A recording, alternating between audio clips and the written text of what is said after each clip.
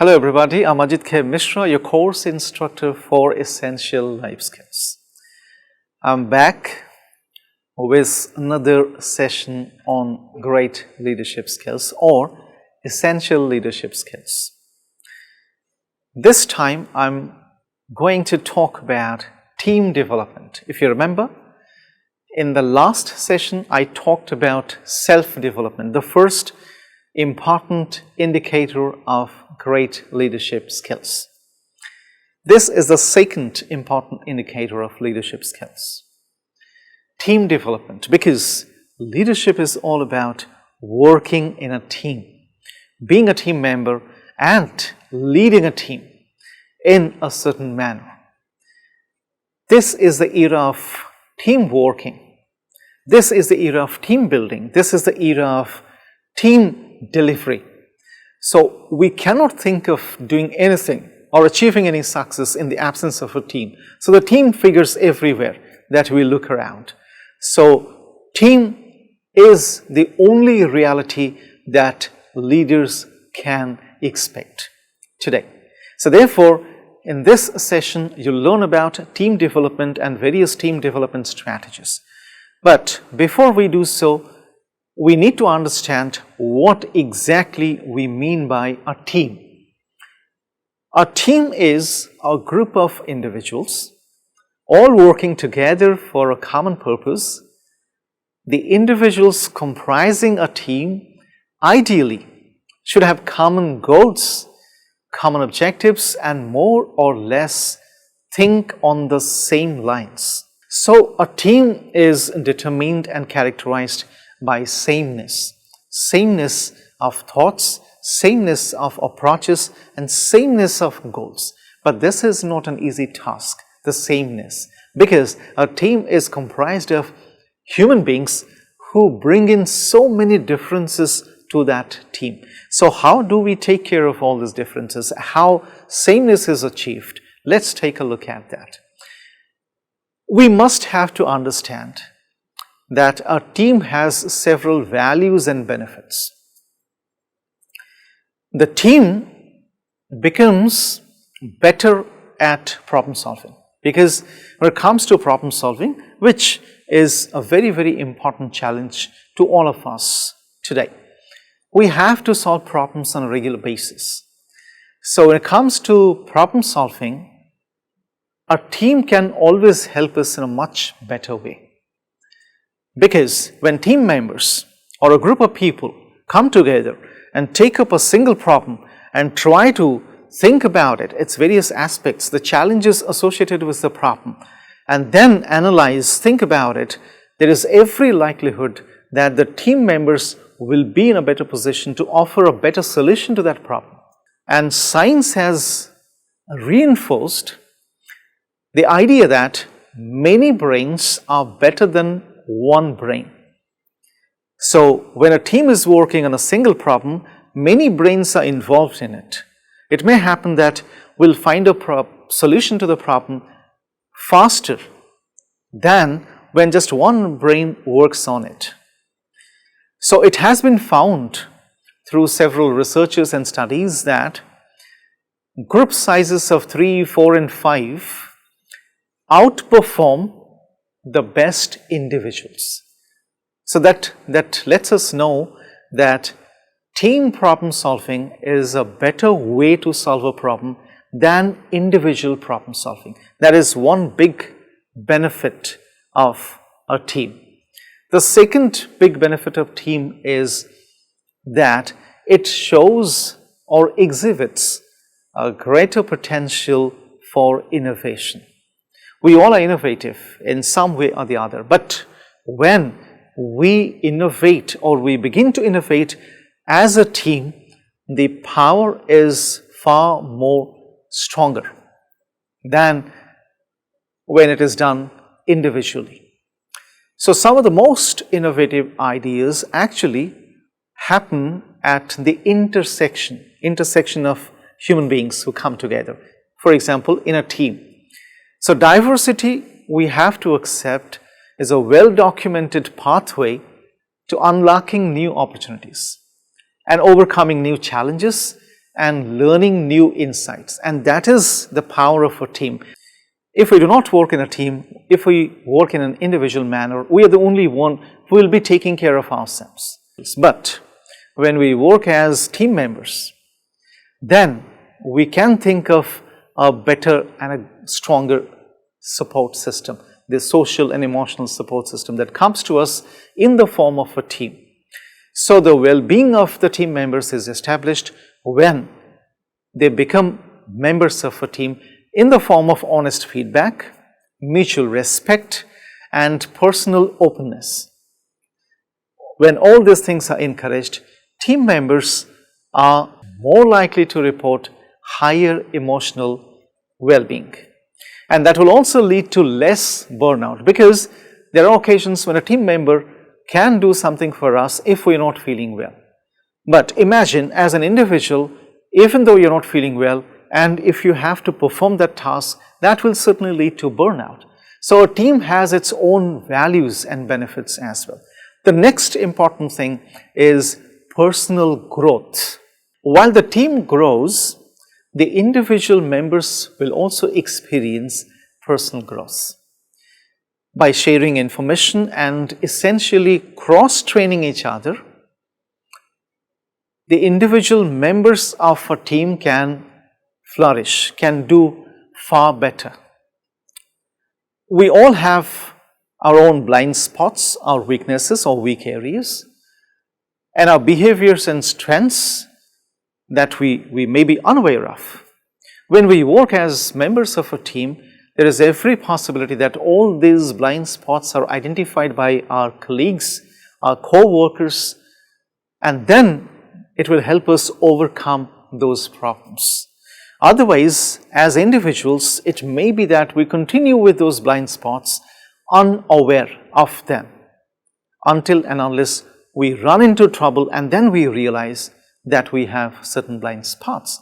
But in a team, there is every possibility that these blind spots will be identified faster and quicker.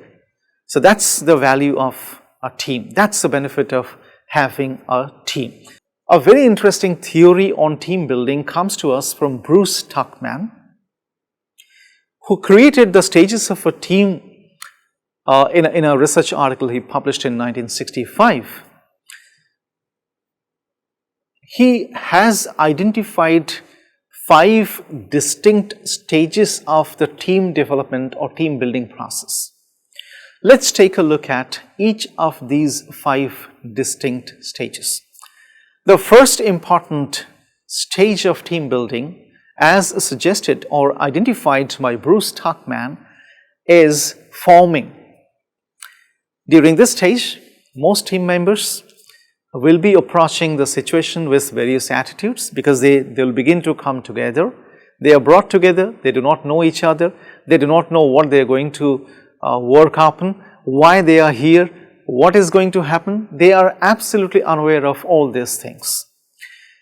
So that's the reason why these team members at the beginning will show a variety of attitudes ranging from excited and positive to anxious and reticent.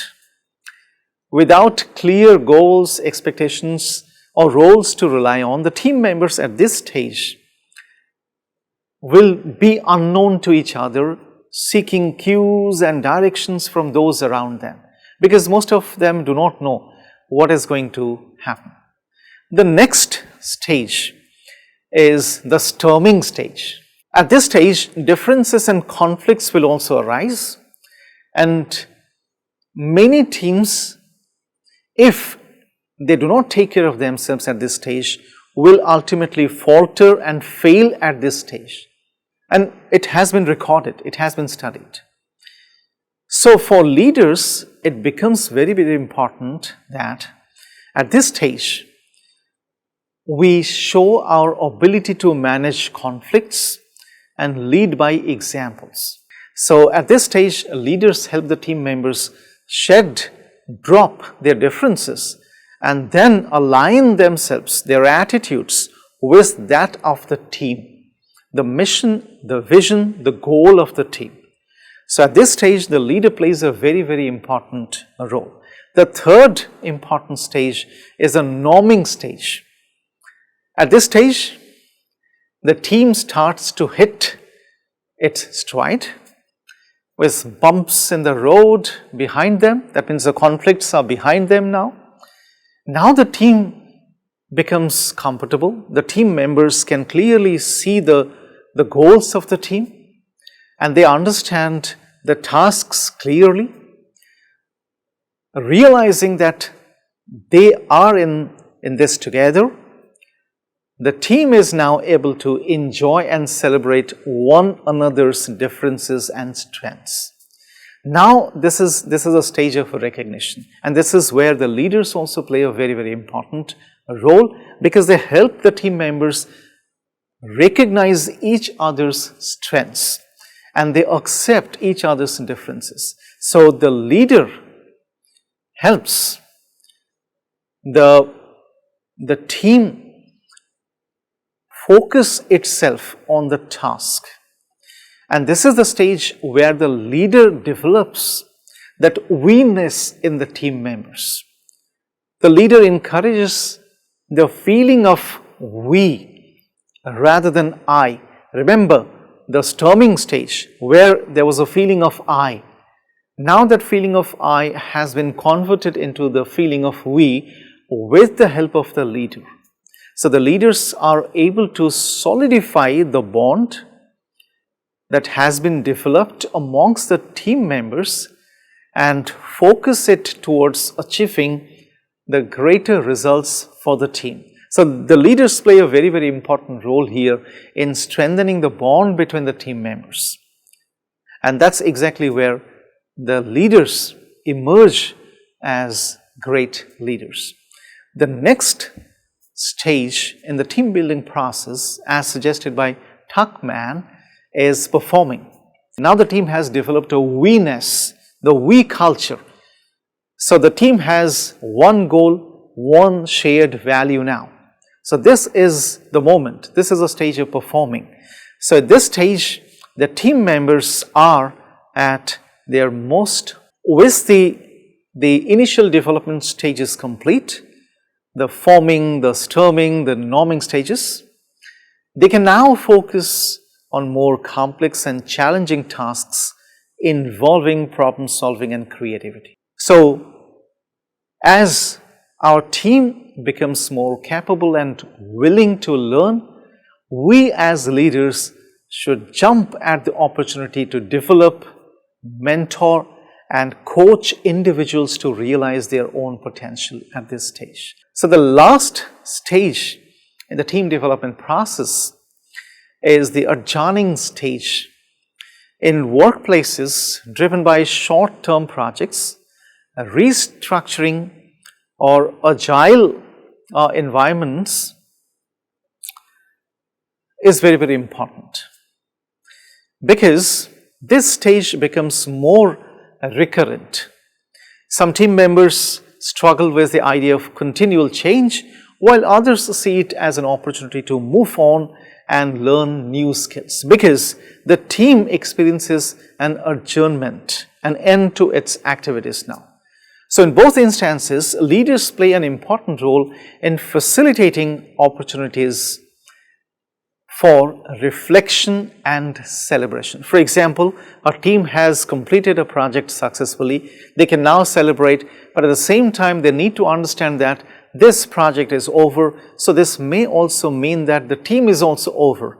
They may have to form a new team. They may have to work with new members. They may have to go through all those team development stages yet again. So this is a time for reflection, by reflecting the team members and the leader as well.